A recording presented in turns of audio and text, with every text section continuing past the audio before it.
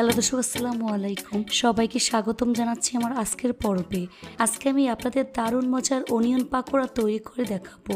এই পাকোড়া তৈরি করা খুবই সহজ। শুধুমাত্র পেঁয়াজ আর বেসন দিয়ে এই পাকোড়া ঝটপট তৈরি করে নেওয়া যায়। খেতে অনেক বেশি মজার হয়। এটা বিকেলে চায়ের সাথে খেতে অসাধারণ লাগে। আশা করছি আমার আজকের এই রেসিপিটি আপনাদের সবার কাছেই ভীষণ ভালো লাগবে। তো চলুন রেসিপিটি দেখে নিচ্ছি। এই রেসিপিটি তৈরি করার জন্য এখানে একটি মিক্সিং বলে 60টি বড় সাইজের পেঁয়াজ কুচি নিয়ে নিয়েছি। পেঁয়াজটাকে একটু মোটা করে কেটে নিতে হবে। এখন এর মধ্যে 1 চা চামচ পরিমাণ লবণ দিয়ে দিচ্ছি। এবার লবণ পেঁয়াজের সাথে খুব ভালো করে কষলিয়ে মিশিয়ে নিতে হবে, অর্থাৎ পেঁয়াজটাকে কষলিয়ে নরম করে নিতে হবে। তারপর ঢাকনা দিয়ে ঢেকে রেখে দেব প্রায় 10 মিনিটের জন্য।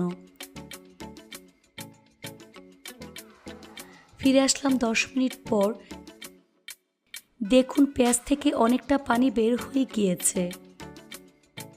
এখন এর মধ্যে 1 চা চামচ পরিমাণ আস্ত ধনিয়া দিয়ে দিচ্ছি। 1 টেবিল চামচ পরিমাণ আদা কুচি দিয়ে দিচ্ছি। 4 থেকে 5টি কাঁচামরিচ কুচি, হাফ চা চামচ পরিমাণ কাশ্মীরি লাল মরিচের গুঁড়া দিয়ে দিচ্ছি। 1 টেবিল চামচ পরিমাণ সয়াবিন তেল দিয়ে দিচ্ছি। এখন সবগুলো উপকরণ একসাথে খুব ভালো করে মিশিয়ে নেব।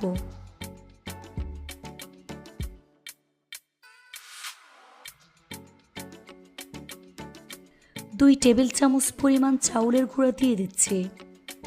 3 টেবিল চামচ পরিমাণ ধনিয়া পাতা কুচি দিয়ে দিচ্ছি। চাউলের গুঁড়া আর ধনিয়া পাতা খুব ভালো করে মিশিয়ে নেব।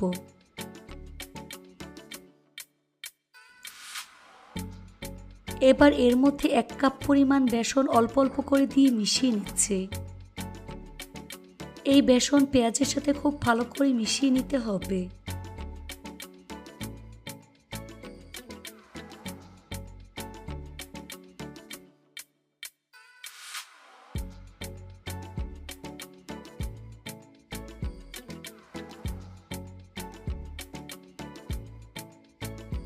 সম্পূর্ণ বেসন মিশিয়ে নেওয়ার পর পাকোড়ার মিশ্রণ একেবারে রেডি হয়ে গিয়েছে। এখন চুলা একটি ফ্রাই প্যান বসিয়ে এর মধ্যে পরিমাণ মতো সয়াবিন তেল দিয়ে তেলটাকে মিডিয়াম আঁচে গরম করে নিয়েছে। চুলাটা স্লোতে রেখে এখান থেকে অল্প পরিমাণ মিশ্রণ নিয়ে পাকোড়ার মতো শেপ দিয়ে গরম তেলে দিয়ে দিচ্ছে। এভাবে সবগুলো একে একে দিয়ে দিচ্ছে।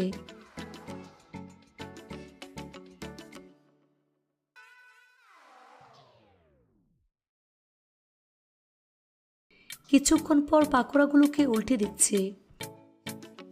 চুলার আঁচ মিডিয়ামে রেখে পাকোড়াগুলোকে ভেজে নিতে হবে। এভাবে কিছুক্ষণ পর পর উল্টে পাল্টে গোল্ডেন ব্রাউন কালার এবং ক্রিস্পি করে ভেজে নিতে হবে।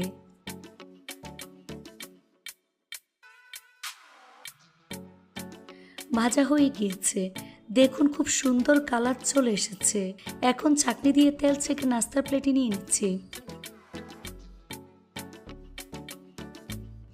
তারপর পরিবেশন করে আপনাদের দেখিয়ে দিচ্ছি।